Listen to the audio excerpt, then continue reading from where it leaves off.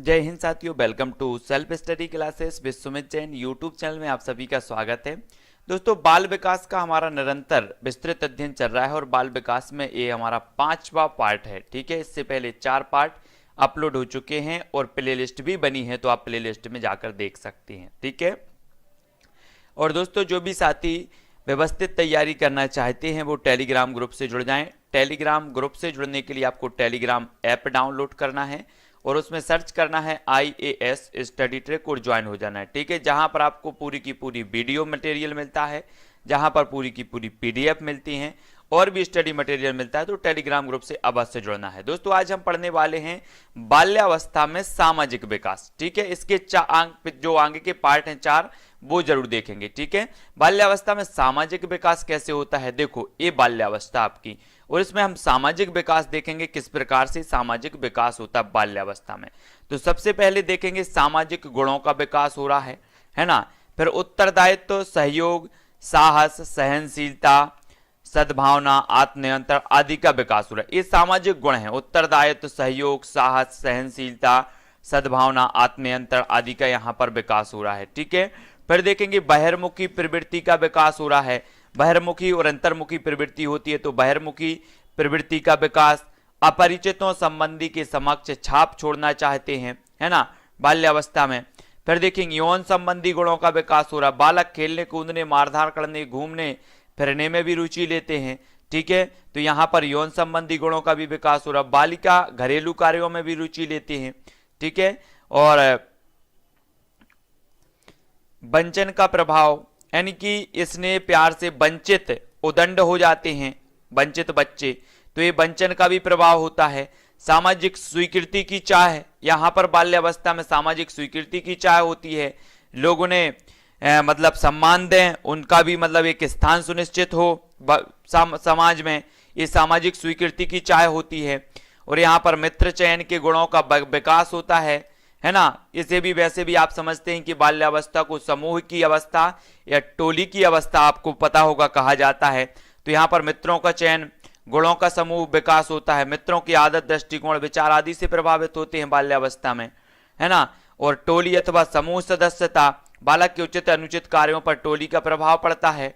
तो ये सारे के सारे जो है बाल्यावस्था में सामाजिक विकास है। ये अपन देख रहे हैं कि बहिर्मुखी हैं, सामाजिक गुणों का विकास हो रहा है, टोली सदस्यता का विकास हो रहा है, मित्र चयन का हो रहा है, यौन संबंधी गुणों का विकास हो रहा है, वंचन का प्रभाव हो रहा है ना। ये सारी के सारे जो है सामाजिक गुणों का विकास हो रहा है किस अवस्था में, बाल्यावस्था में। ये चीज हमने बाल्यावस्था में देखी। ठीक है, अब दोस्तों हम देखने वाले हैं किशोरावस्था में सामाजिक विकास। किस प्रकार से किशोरावस्था में सामाजिक विकास होता है। देखो, किशोरावस्था में सामाजिक विकास, आत्म प्रेम की भावना का विकास होता है सबसे पहले तो।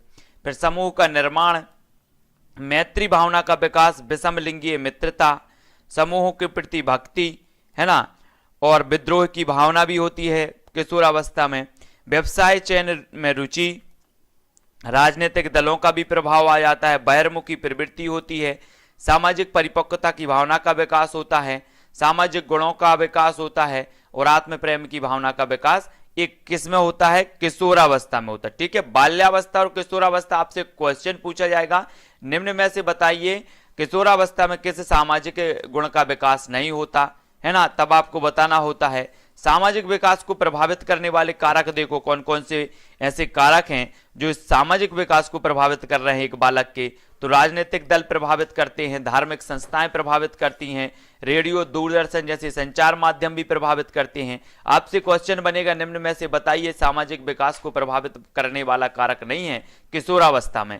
तब आपको बताना है इनमें से धार्मिक संस्थाएं, जनसंचार के माध्यम, अध्यापक, विद्यालय, समाज, आर्थिक स्थिति, परिवार, संवेगात्मक विकास, वंशानुक्रम, शारीरिक तथा मानसिक विकास और राजनीतिक दल। ये सभी जो होते हैं वो सामाजिक विकास को प्रभावित करते हैं। कौन सी अवस्था में, किशोरावस्था में। तो ये चीज आपको पता होनी चाहिए। ठीक है, और भी देख लेते हैं कुछ महत्वपूर्ण चीजें, परीक्षा उपयोगी कुछ महत्वपूर्ण तथ्य हैं, इनके बारे में जान लेते हैं। ठीक है, बच्चे के सामाजिक विकास में महत्वपूर्ण भूमिका होती है, तो किसकी होती है, सभी को पता है। सामाजिक विकास में महत्वपूर्ण भूमिका होती है परिवार की, है ना। बच्चों के सामाजिक विकास में महत्व रखता है तो क्या रखता है, खेल, है ना। खेल सबसे ज्यादा महत्व रखता है। बच्चे के सामाजिक विकास को प्रभावित करता है तो सामाजिक परिवेश प्रभावित करता है। ठीक है, परिवार का परिवेश भी, परिवार का जो वातावरण होता है वो भी प्रभावित करता है। समाजीकरण से क्या तात्पर्य है? सामाजिक वातावरण में अनुकूल और समायोजन, ये क्या है? समाजीकरण है। ठीक है, बच्चे अपने समवयस्क समूह के सक्रिय सदस्य होते हैं किस अवस्था में? ये क्वेश्चन कई बार पूछा गया। बच्चे अपने समवयस्क समूह के सक्रिय सदस्य होते हैं तो किशोरावस्था में होते हैं, याद रख लेना है। सामाजिक प्रत्याशाओं के अनुरूप व्यवहार की योग्यता का अधिगम सामाजिक विकास कहा जाता है। एक कथन किसका है? तो ये हरलॉक महोदय का है। विद्यालय में समाजीकरण की विशिष्ट अवस्था माना जाता है तो विद्यालय में समाजीकरण की जो विशिष्ट अवस्था वो बाल्यावस्था को। सामाजिक परिवर्तन का सर्वाधिक कार्यकारी कारक है शिक्षा। बच्चे का सामाजिक विकास वास्तव में प्रारंभ होता है तो उत्तर बाल्यावस्था में प्रारंभ होता है। बालक का सामाजिक विकास प्रभावित होता है सामाजिक आर्थिक स्तर से, विद्यालय से, परिवार से, इन सभी से क्या होता है? सामाजिक आर्थिक स्तर जो है सामाजिक विकास प्रभावित होता है। ये सभी को याद रख लेना है। ठीक है, सभी लोग याद रखिए। विभिन्न अवस्थाओं में भाषा विकास देखो, है ना, भाषा विकास की सोपान, भाषा विकास की सोपान देखो। भाषा स्वामित्व, यहां पर देखो भाषा विकास की सोपान, पूर्व बाक भाषा विकास और पश्च भाषा बाक भाषा विकास, है ना। तो ये है क्या? 15 माह तक और 15 माह के पश्चात। ठीक है, तो 15 माह के पश्चात देखो पहले भाषा विकास की सोपान, भाषा स्वामित्व, सही उच्चारण, वाक्य संगठन, शब्दावली का निर्माण होने लगता है, भाषा अवबोध होने लगता है। और 15 माह के पहले देखो रुदन, बड़बड़ाना, हाव भाव प्रदर्शन, सामवेगिक अभिव्यक्ति। तो ये भाषा विकास का सोपान है। ठीक है, 15 माह के पहले, 15 माह के बाद के। फिर इसके बारे में और भी जानेंगे। भाषा की प्रगति देखो, जन्म से 8 माह 0 शब्द। ये यहां से क्वेश्चन बनता है कि एक बच्चा जन्म से 8 माह तक कितने शब्द सीख लेता है? तो ये 0 शब्द। 10 माह तक 1 शब्द, 1 वर्ष तक 3 से 10 शब्द, है ना। और 1 से 3 माह तक जो है 1 वर्ष से 3 माह 19 शब्द।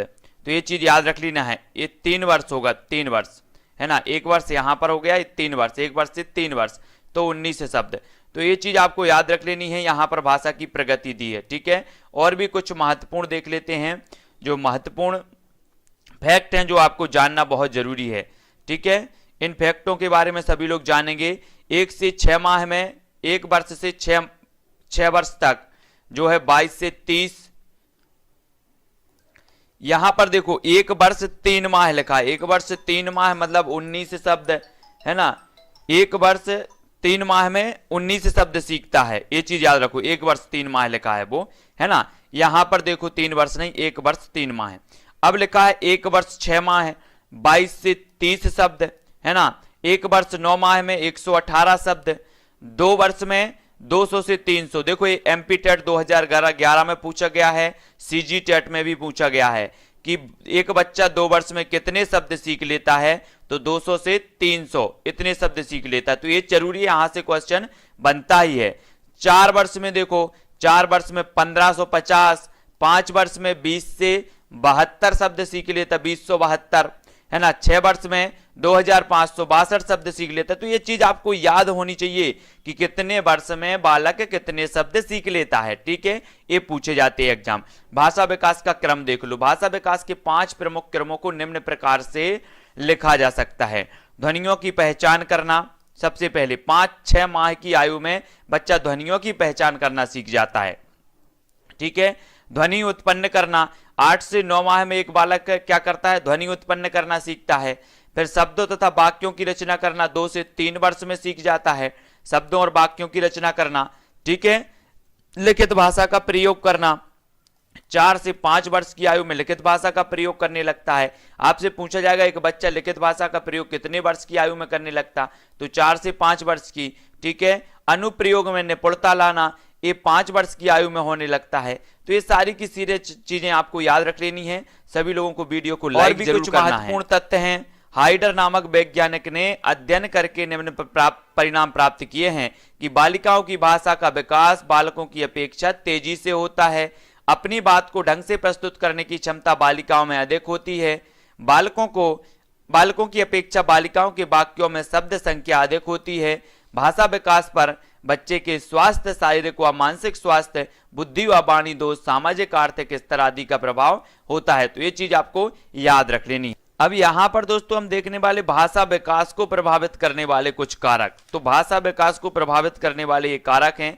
तो सबसे पहले देखो संगी साथी करते हैं, स्वास्थ्य करता है, यौन भिन्नता भी भाषा विकास को प्रभावित करती है, परिवार का आकार भी करती है, ठीक है, अभिभावक की प्रेरणा भी करती है भाषा विकास को, सामाजिक आर्थिक स्तर भी भाषा विकास को प्रभावित करता है, बहुभाषिकता, जन्म क्रम, बुद्धि, बहुजन्म, ये सारे के सारे जो है भाषा विकास को प्रभावित करने वाले कारक हैं। आपसे पूछा जाएगा निम्न में से बताइए कौन सा भाषा विकास को प्रभावित करने वाला कारक नहीं है या फिर है, तब आपको उत्तर बताना है, ठीक है। भाषा विकास का सिद्धांत देखो, स्किनर ने भाषा सीखने की प्रक्रिया के स्पष्टीकरण हेतु अनुकरण तथा संशोधन प्रतिमान को प्रस्तुत किया। इस प्रक्रिया के अनुसार बालक वयस्कों के ध्वनियों व शब्दों को ध्यानपूर्वक सुनते हैं तथा उनका अनुकरण करते हैं। जब वे वयस्कों के शब्दों व वाक्यों का सही ढंग से अनुकरण करने में समर्थ हो जाते हैं तो वयस्क उनके इस व्यवहार की प्रशंसा करके उसे पुनर्बलित करते हैं। इससे बालक जो है भाषा को जल्दी सीख जाता है। ये किसने कहा है? स्किनर ने कहा है। काय की बात कर रहे हैं? पुनर्बलित की बात कर रहे हैं, है ना, कि जो वयस्क होते हैं वो बच्चे के व्यवहार की प्रशंसा करते हैं और उन्हें पुनर्बलित करते हैं, तब बच्चा क्या करता है? भाषा जल्दी सीख जाता है ना। ये स्किनर साहब बोले हैं। अब नोआम चोम्स्की का देख रहे हैं आप, भाषा विकास का इन्होंने सिद्धांत आप लोगों ने पढ़ा होगा। नोआम चोम्स्की, है ना, अमेरिकी भाषा वैज्ञानिक है। एक क्वेश्चन अगर पूछा जाए कि ये कहां के भाषा वैज्ञानिक हैं, तब आपको पता होनी चाहिए अमेरिकी भाषा वैज्ञानिक है, ठीक है। इन्होंने वर्ष 1957 में सिंथेटिक स्ट्रक्चर नामक ग्रंथ लिखा। आपसे पूछा जाएगा सिंथेटिक स्ट्रक्चर नामक ग्रंथ किसने लिखा, तब आपका उत्तर होगा चोम्स्की ने। चोम्स्की के अनुसार मनुष्य में भाषा अर्जन की जन्मजात एवं मस्तिष्क की अंतर्निहित क्षमता होती है। जन्मजात और जो है मस्तिष्क की अंतर्निहित क्षमता होती है। इनके अनुसार बालक में लैड यानी कि लैंग्वेज एक्विजिशन एंड डिवाइस होती है, जिससे वे भाषा के नियमों को स्वतः ही अपने वातावरण से ग्रहण कर लेते हैं। इसी को इन्होंने आंतरिक व्याकरण कहा है। किसने? चोम्स्की साहब ने। नोआम चोम्स्की ने सर्वाधिक सार्वभौमिक भाषा का सिद्धांत दिया। यहां पर देखो भाषा विज्ञान, स्वनिम, एक क्वेश्चन पूछा जाता है, स्वनिम किसी भाषा की ध्वनि व्यवस्था में पाई जाने वाली लघुत्तम इकाई है। मोस्ट इंपॉर्टेंट यहां से क्वेश्चन बनता है कि जो है भाषा की जो लघुत्तम इकाई मानी जाती है वो क्या मानी जाती है, तब आपका उत्तर होता है स्वनिम। याद रख लेना, स्वनिमों का अर्थ नहीं, अपना अर्थ नहीं होता, किंतु वे अर्थ भेदक होते हैं, जैसे पा, का, ना, आ आदि, ये क्या कहलाते हैं? स्वनिम कहलाते हैं, ठीक है। रूपिम भाषा की लघुत्तम अर्थवान इकाई है। रूपिम की ये भाषा की क्या है? अगर आपसे पूछी जाएगी कि भाषा की लघुत्तम अर्थवान इकाई कौन सी है, तब आपका उत्तर होगा रूपिम। तो यहां से दो क्वेश्चन आपसे बनेंगे कि भाषा की जो है ध्वनि व्यवस्था में पाई जाने वाली लघुत्तम इकाई कौन सी है, तब आपका उत्तर होगा स्वनिम। और जो है भाषा की लघुत्तम अर्थवान, जिसका अर्थ निकले, अर्थवान इकाई कौन सी है, तो उसे रूपिम कहा जाता है। याद रख लेना, रूपिम की संकल्पना में शब्द, धातु, प्रतिपदिक, प्रत्यय आदि सभी आ जाते हैं। रूपिम की जो है एक मुख्य विशेषता यह होती है कि इसे और अधिक सार्थक खंडों में विभक्त नहीं किया जा सकता। तो ये चीज आपको याद रख लेनी है, ठीक है। रूपिम और स्वनिम, इतनी चीजें यहां से एक क्वेश्चन बन जाता है रूपिम और स्वनिम से, ठीक है। और भी कुछ महत्वपूर्ण फैक्ट देखते हैं। अपना देखना है कि था, फा, चा ध्वनियां हैं, तो ये क्या है? स्वनिम है। लेकिन भाषा में अर्थ की दृष्टि से सबसे छोटी इकाई कौन है? अर्थ की दृष्टि से अगर बात करें तो रूपिम है, ठीक है। भाषा विकास के लिए प्रारंभिक बचपन काल है तो अति संवेदनशील है ना। अधिकांश बालक अपनी मातृभाषा सीख लेते हैं। कितनी उम्र में? 6 वर्ष की आयु में, ठीक है। दूसरे वर्ष के अंत तक शिशु का शब्द भंडार 100 हो जाता है और अनुकरण की प्रक्रिया में सर्वप्रथम शिशु अनुकरण करता है तो स्वर व व्यंजन वर्णों का। तो आपको याद रख लेना है, सामान्य बुद्धि बालक प्रायः बोलना सीख जाता है तो 34 माह की आयु तक। तो याद रख लेना, सामान्य बुद्धि बालक की बात हो रही है तो 34 माह की आयु तक बच्चों की जो है भाषा कौशल का विकास क्रम होता है। तो आपको भाषा कौशल का पता होनी चाहिए। सबसे पहले बच्चा क्या करता है? सुनता है, फिर क्या करता है, बोलता है, फिर पढ़ता है और अंत में लिखता है। इनका क्रम पूछा जाता है परीक्षा में कि निम्नलिखित जो है भाषा क्रम को क्रमबद्ध कीजिए, भाषा कौशल को क्रमबद्ध कीजिए। तब आपको पता होनी चाहिए सुनना, बोलना, पढ़ना और लिखना। ठीक है, भाषा विकास में जन्म से 15 महीने तक की अवस्था को कहा जाता है। तो 15 महीने की अवस्था को कहा जाता है पूर्व बाक भाषा विकास अवस्था। ठीक है, और 15 महीने की बाद की क्या कहा जाता है, उत्तर बाक भाषा विकास अवस्था। ठीक है, सभी को याद रख लेना है। लैड का जो पूर्ण रूप है वो क्या है, तो सभी लोगों को पता है कि लैंग्वेज एक्विजिशन डिवाइस है ना, ये लैड का पूरा नाम होता है। LAD का भाषा अर्जन की जन्मजात एवं मस्तिष्क की अंतर्निहित क्षमता होती है। कथन किसका है, तो ये चॉम्स्की साहब का है। भाषा विकास का सिद्धांत अमेरिकी विद्वान नोआम चॉम्स्की साहब ने दिया है। ये चीज सभी को याद रख लेनी है। ठीक है, अब हम देखने वाले विभिन्न अवस्थाओं में सृजनात्मकता का जो है सृजनात्मक विकास देखेंगे कि विभिन्न अवस्थाओं में सृजनात्मकता का विकास कैसे होता है। तो यहां देखो, सृजनात्मकता मौलिक परिणामों को अभिव्यक्त करने की एक मानसिक प्रक्रिया। मौलिक परिणामों को अभिव्यक्त करने की एक मानसिक प्रक्रिया, किसने कहा है, एक क्रो महोदय ने कहा है। बोल रहे हैं कि सृजनात्मकता मौलिक परिणामों को अभिव्यक्त करने की एक मानसिक प्रक्रिया है, क्रो एवं क्रो। ठीक है, बहुत बढ़िया, अच्छी परिभाषा है। और भी कुछ महत्वपूर्ण फैक्ट हैं जो देखते हैं सृजनात्मकता के साथ में। सृजनात्मकता मौलिक उत्पाद के रूप में मानव मस्तिष्क को समझने, व्यक्त करने तथा सराहना करने की योग्यता व क्रिया है। ये भी क्रो और ब्रूस ने कहा है, याद रख लेना है। ठीक है, सृजनात्मकता के तत्व देखेंगे। सृजनात्मकता के तत्व हैं, सबसे पहले प्रवाह, विविधता, मौलिकता और विस्तारण। ये क्या है, सृजनात्मकता के तत्व। आपसे पूछा जाएगा एक प्रश्न, निम्न में से बताइए कौन सा सृजनात्मकता का तत्व नहीं है, तब आपको उत्तर बताना है कौन सा नहीं है ना।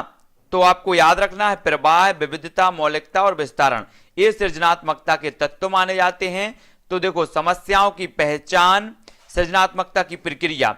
सबसे पहले क्या करते हैं, समस्याओं की पहचान करते हैं, उपलब्ध सूचनाओं का फिर संकलन करते हैं। ठीक है, फिर समाधानों को खोजना, फिर परिणामों का संचरण करते हैं।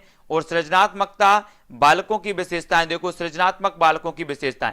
तो यहां पर ही आपने समझ लिया सृजनात्मकता में कि सबसे पहले तो आप समस्या का चयन करो, समस्या की पहचान करो, फिर उससे संबंधित जो सूचना है उसका संकलन करो, फिर समाधान खोजो और फिर परिणामों का संचरण। ये 4 इसके वो हो जाएंगे। ठीक है, इसकी जो प्रक्रिया है 4 चरणों में है। सृजनात्मक बालकों की विशेषताएं देखो, सृजनात्मक बालकों की विशेषताएं अन्वेषणात्मक तथा जिज्ञासा प्रकृति है ना, जिज्ञासा प्रकृति, विचारों तथा अभिव्यक्ति में मौलिकता, गैर परंपरागत विचारों में रुचि, जोखिम उठाने को तत्पर, अभिव्यक्ति में विविधता, अभिव्यक्ति में जो है स्वतः स्फूर्तता।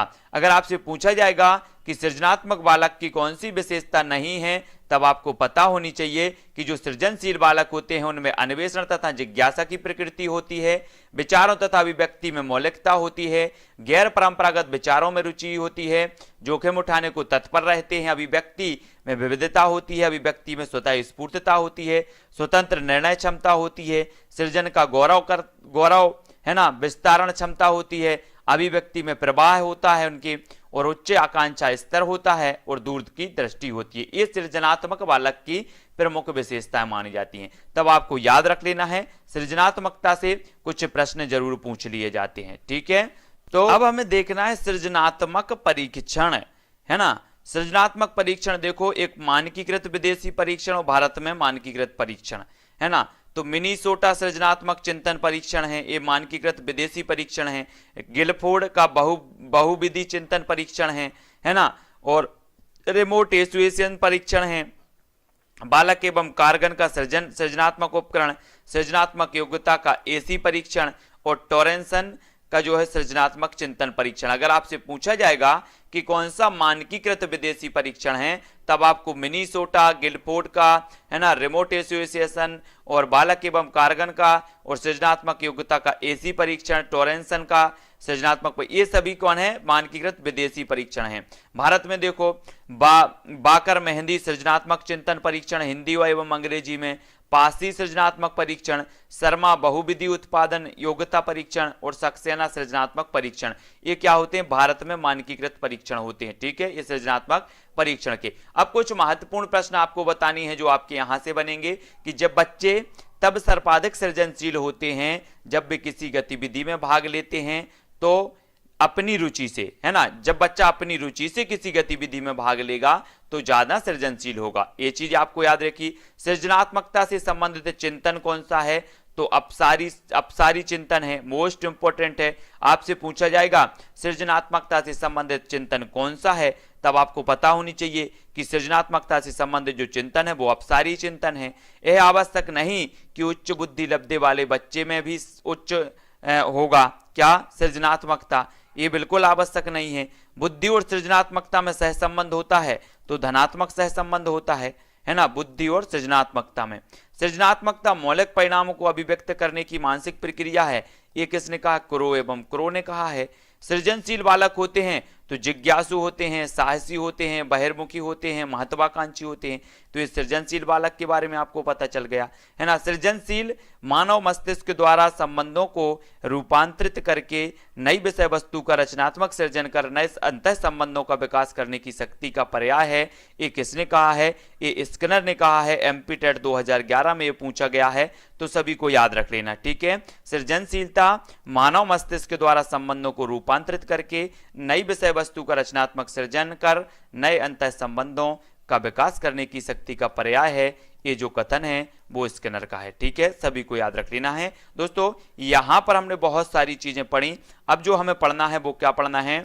वो हम पढ़ेंगे अब बाल विकास के आधार एवं उनको प्रभावित करने वाले कारक। नेक्स्ट जो अपना टॉपिक होगा, है ना, आपका जो फर्स्ट टॉपिक है, जितने भी आपके महत्वपूर्ण टॉपिक प्रश्न बन सकते थे उन सभी प्रश्नों पर हमने चर्चा की है, वो सभी लोग अच्छे से पढ़ लेना। ठीक है, पूरा का पूरा टॉपिक आपका कंप्लीट हो गया है। अब बाल विकास के आधार एवं उनको प्रभावित करने वाले कारक देखेंगे। ठीक है, सभी लोग तैयार हैं?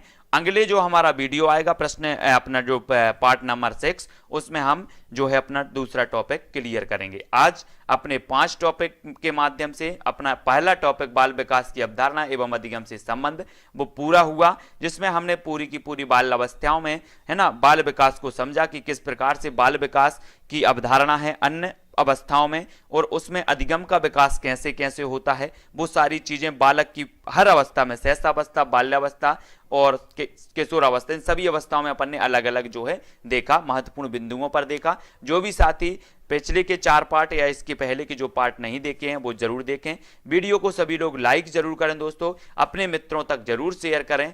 बहुत ही महत्वपूर्ण ये वीडियो हैं। ठीक है, और टेलीग्राम ग्रुप से सभी को जुड़ना है और लाइव क्लासें निरंतर होती हैं, तो चैनल पर जाके देखें, पूरा शेड्यूल बना हुआ है, सभी लोग देख लेंगे। तो आज के वीडियो के लिए बस इतना ही। जय हिंद।